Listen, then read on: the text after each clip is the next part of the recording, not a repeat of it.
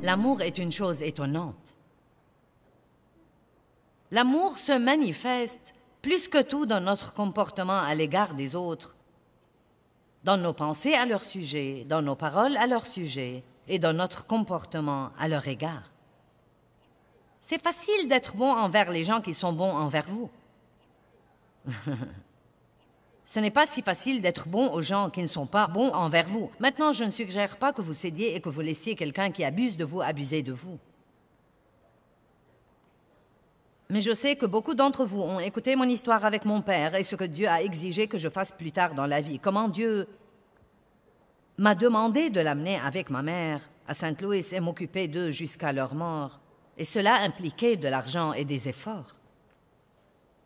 Le Seigneur a dit, je veux que tu leur achètes une maison et les installer près de toi. Occupe-toi d'eux. Non, mais oh mon Dieu, j'ai commencé à réprimander le diable. Il n'y a pas moyen que ce soit de Dieu. Parce que mon père avait abusé sexuellement de moi pendant tant d'années et ma mère, dans son innocence, elle craignait, donc elle n'a rien fait. Et donc ma mère, elle savait, mais elle a laissé ça arriver. Et donc, je n'avais pas de très bons sentiments d'affection envers ni l'un ni l'autre. Maintenant, je leur avais officiellement pardonné.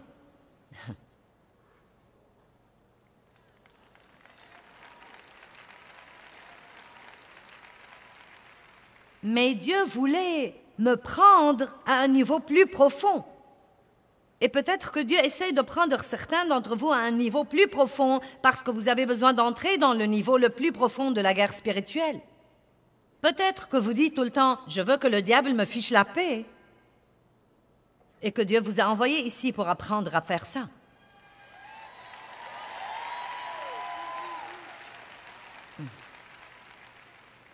Je vais faire avancer rapidement cette histoire et la raconter, car si vous regardez mon programme, vous l'avez écouté de toute façon. Mais j'ai espéré que Dave me dirait de ne pas le faire. Parce que ça coûtait beaucoup d'argent. Et Dave était conscient de ce que mon père m'avait fait dans mon enfance. Il a dit, si c'est de Dieu, tu ferais mieux de le faire. Donc nous sommes sortis, nous avions pour but d'acheter la maison la plus bon marché. Non mais nous avons vu des maisons mobiles, nous avons vu des maisons mobiles rouillées. Et...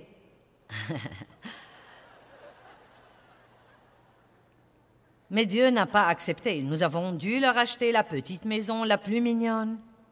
Et c'était précisément à 8 minutes de notre maison. Et ensuite, ils devaient avoir une voiture. Et ensuite, ils devaient avoir des meubles. Et on devait leur acheter leur épicerie toutes les semaines. Et on devait aider à nettoyer. Et on devait les prendre à leur rendez-vous chez le médecin. Et il n'y avait rien en moi qui voulait s'embarquer dans tout ça parce que je suis une femme occupée qui court le monde et enseigne l'amour aux gens.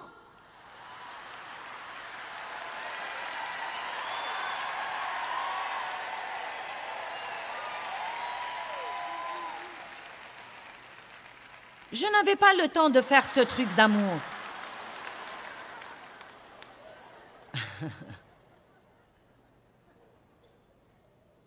Oh mon Dieu!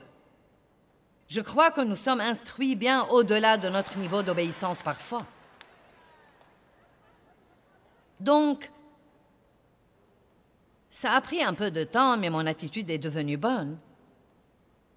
Et j'avais un peu l'impression que je faisais quelque chose de bien plus puissant que je ne m'en rendais compte.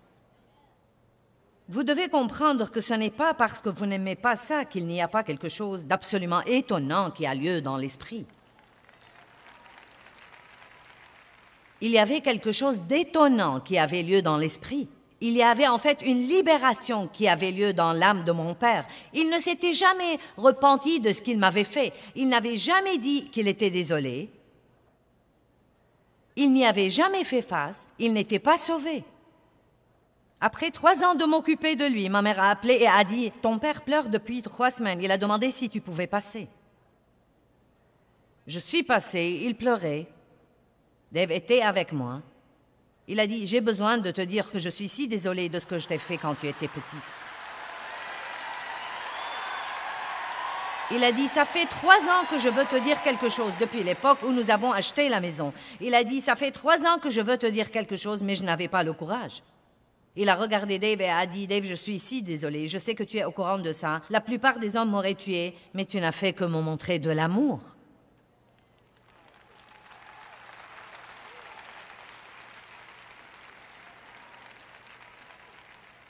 Eh bien, j'étais si heureuse pour lui pour avoir pu dire ça.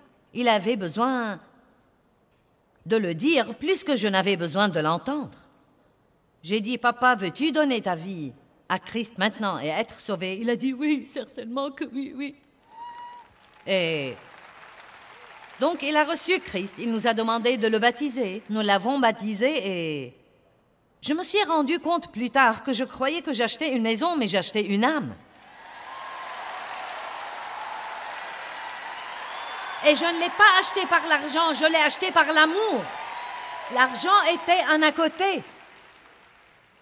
Le motif était l'amour. Et vous savez quoi? Dieu a acheté des âmes par l'amour aussi.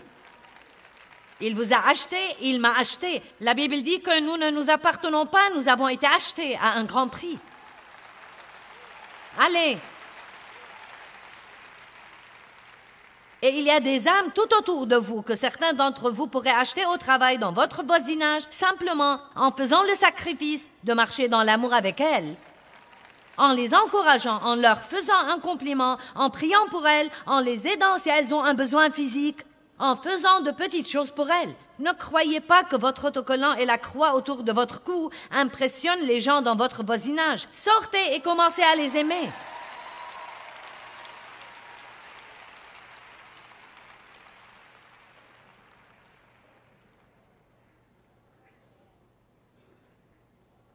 Et faites-le exprès.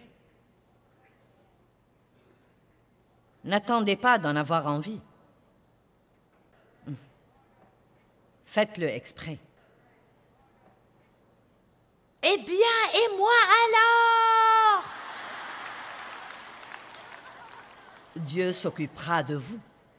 L'amour est toujours un genre de don. Car Dieu a tant aimé le monde qu'il a donné son Fils unique, et ce qu'il a de mieux. J'aime ça. Le don devrait nous coûter quelque chose. Notre don devrait parfois en arriver au point d'être un peu coûteux, un peu inconfortable. Jésus a souffert sur la croix. C'était un endroit de sacrifice. L'amour veut toujours dire le sacrifice. Le saviez-vous?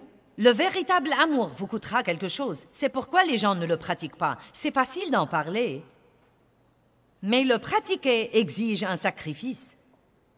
Ça prend du temps. Il faudra vous humilier bien des fois, surtout quand vous entrez dans le domaine de faire quelque chose pour quelqu'un que vous n'aimez pas. Il faut faire un effort pour aimer les gens.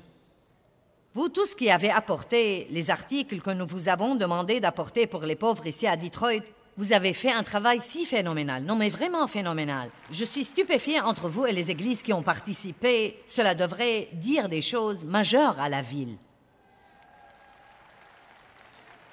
Non, mais nous avons des pièces remplies de trucs. Ça a demandé un effort. Ça a pris du temps et ça a pris un peu de votre argent. Mais je peux vous garantir que vous êtes aussi un peu plus heureux au tréfonds de vos cœurs que vous ne l'auriez été si vous aviez pensé « je n'ai pas le temps pour ça ». Un autre peut le faire. C'est ce que nous pensons beaucoup de fois. Cela vous coûte. Vous savez, il y a une époque, et je veux que nous regardions ça dans 2 Samuel.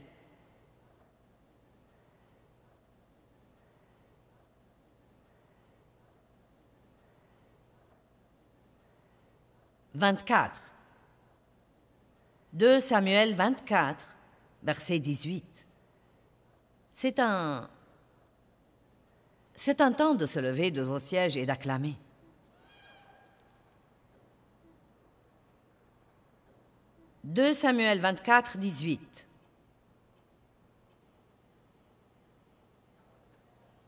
Un fléau avait frappé dans le camp parmi les Israélites à cause de quelques domaines de désobéissance.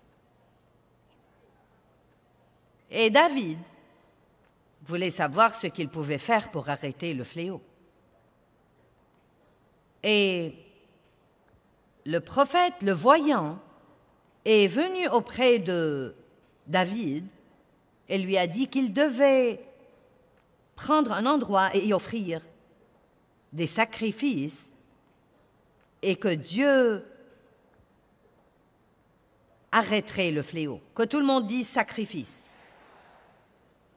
Donc dans le verset 18, et Gad alla trouver David et il lui dit, « Monte ériger un autel au Seigneur dans l'air d'Arauna le Jébusite. » Et David monta comme l'avait dit Gad, selon l'ordre du Seigneur. Et Arauna regarda et vit le roi et ses serviteurs qui s'avançaient vers lui. Et Arauna sortit et se prosterna devant le roi, la face contre terre. Et Arauna dit, « Pourquoi mon Seigneur le roi vient-il vers son serviteur ?» Et David répondit, « Pour acheter de toi l'air, afin d'y bâtir un autel au Seigneur. Ainsi le fléau sera retenu loin du peuple. » Et Arauna dit à David, « Je veux que vous compreniez ceci. Que mon Seigneur le roi prenne et offre ce qui lui plaît. Tu vois, les bœufs fourniront l'holocauste et les instruments de battage, et l'attelage des bœufs fourniront le bois.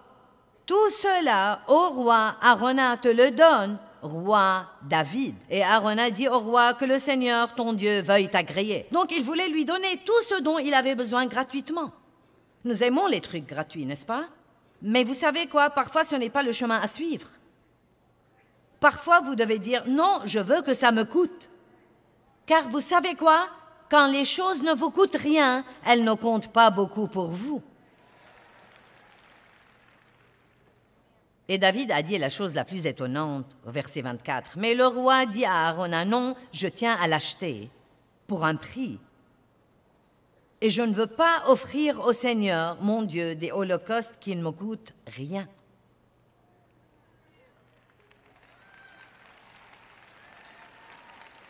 Donc l'amour est un sacrifice.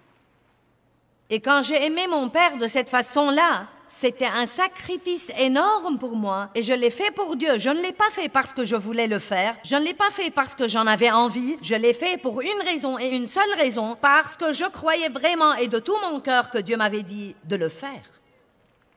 Et ce sacrifice, je le crois de tout mon cœur, nous a ouvert le niveau suivant dans ce ministère et nous sommes allés à un autre domaine d'être capables d'aider beaucoup plus de gens dans le monde entier.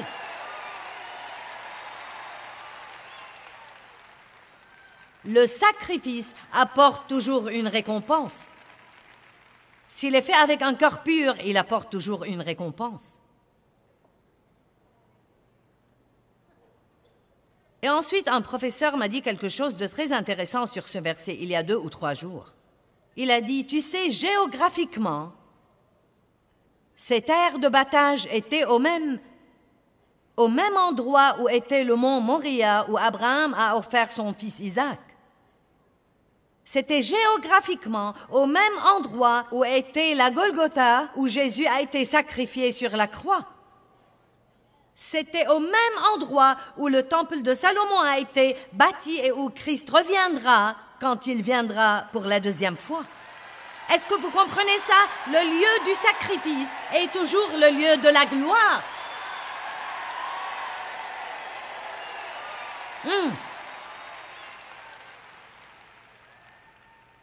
Ce sacrifice que Dieu m'a donné la grâce pour faire est aussi une des gloires les plus grandes dans ma vie. C'est une de mes percées les plus grandes. C'est un de mes succès les plus grands d'être capable de montrer l'amour à mon Père et de laisser Dieu me prendre à un niveau de maturité spirituelle où je pouvais montrer à mon Père ce genre d'amour après ce qu'il m'avait fait.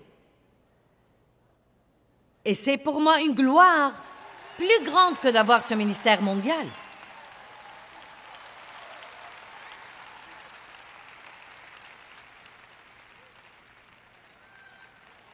Nous devons comprendre aujourd'hui qu'il n'y a pas d'amour sans un genre de sacrifice. Même si vous prenez 1 minute pour appeler un ami que Dieu vous met dans le cœur d'encourager, c'est un sacrifice.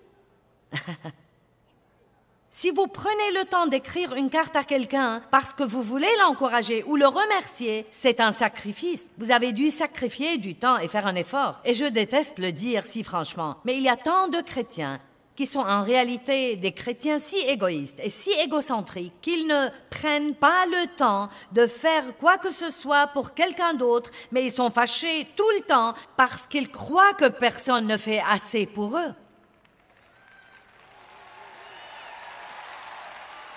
Et il est temps que nous passions au niveau le plus élevé de la guerre spirituelle. Vous savez quoi? Si votre marche dans l'amour est ardente, embrasée, brûlante, non mais vous allez effrayer l'enfer.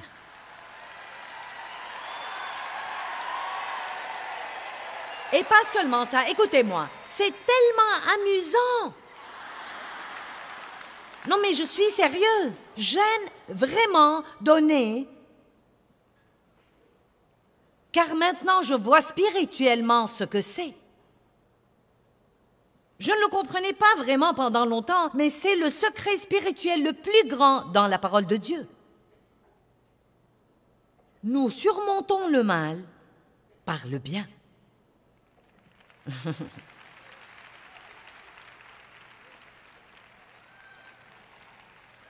Et toujours, quand vous donnez, cela vous revient toujours. Le don est une belle chose. C'est une des choses les plus belles que nous puissions faire. Et écoutez, Dieu n'a pas besoin de votre argent. Il possède tout, mais nous avons besoin de donner. Numéro 1, c'est un des moyens dont nous combattons l'avidité. Et l'avidité est une chose très dangereuse. La Bible dit « Gardez-vous de l'avidité et de la convoitise ». Donc, donner une partie de tout ce que Dieu vous donne est un moyen de combattre l'avidité. Mais d'un autre côté, Dieu vous surprend, car quand vous faites ça, il vous donne davantage. Vous devez donc continuer à donner pour pouvoir combattre l'avidité. Amen? J'aime donner. J'aime mettre des sourires sur les visages. Vous n'aimez pas faire quelque chose de gentil pour quelqu'un et le voir sourire? Faire des choses pour les gens, être gentil avec les gens, être patient avec les gens, est l'ingrédient le plus important dans l'amour. Regardons Romains 5, 17.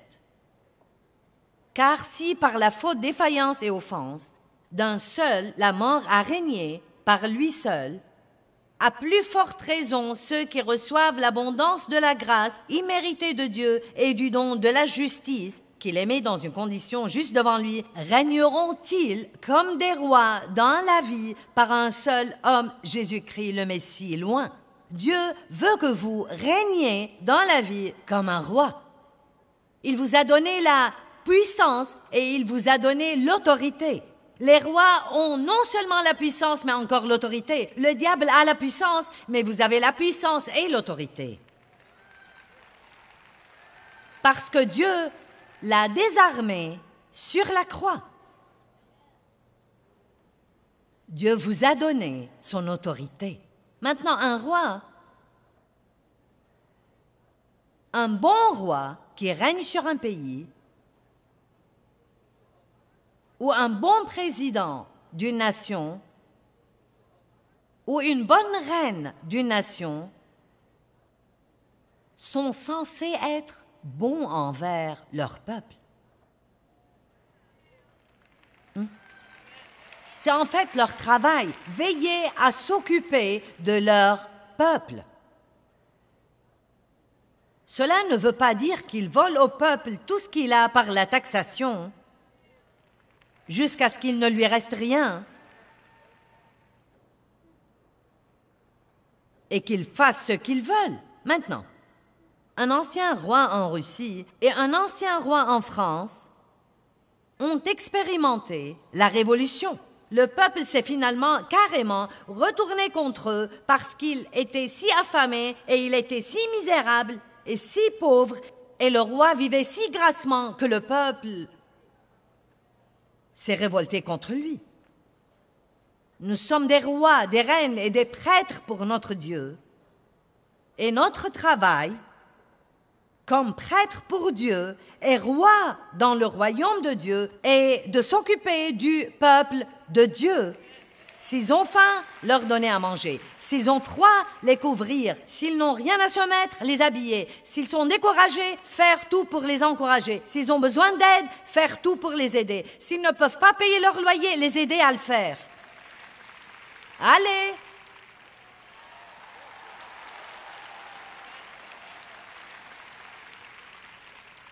Eh bien, nous sommes là pour ça. Acte 10, 38.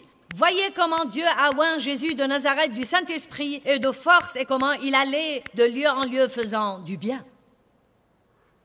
Wow! Qu'a fait Jésus quand il était ici? Il se levait tous les jours et prenait un petit poisson avec les garçons. Et il allait en tournée avec eux. Sortons et soyons bons envers quelqu'un. Parfois, il leur prêchait l'Évangile, il ressuscitait les morts, il leur donnait à manger. Parfois, il multipliait les poissons. Et Acte 10, 38 dit qu'il allait de lieu en lieu faisant du bien.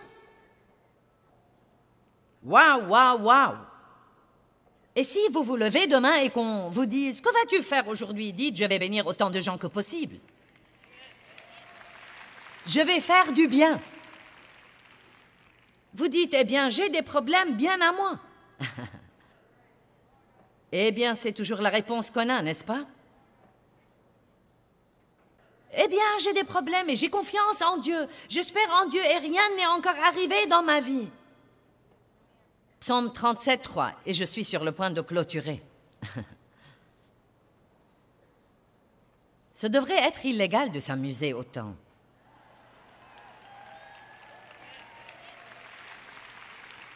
Êtes-vous prêts? Ayez confiance. Appuyez-vous, comptez et soyez confiants dans le Seigneur et... Quoi? Quoi? Quoi? Il y a le double paquet qui assomme le diable chaque fois. Faire confiance à Dieu, faire le bien. Faire confiance à Dieu, faire le bien. Vous avez un problème? Faites confiance à Dieu. Pendant que vous attendez sa délivrance, faites le bien. Eh bien, je crois qu'apprendre à aimer comme Dieu nous aime est notre arme secrète la plus grande. Et c'est la forme la plus élevée de la guerre spirituelle. Et je crois que c'est surtout puissant quand nous choisissons d'aimer les gens qui nous ont blessés.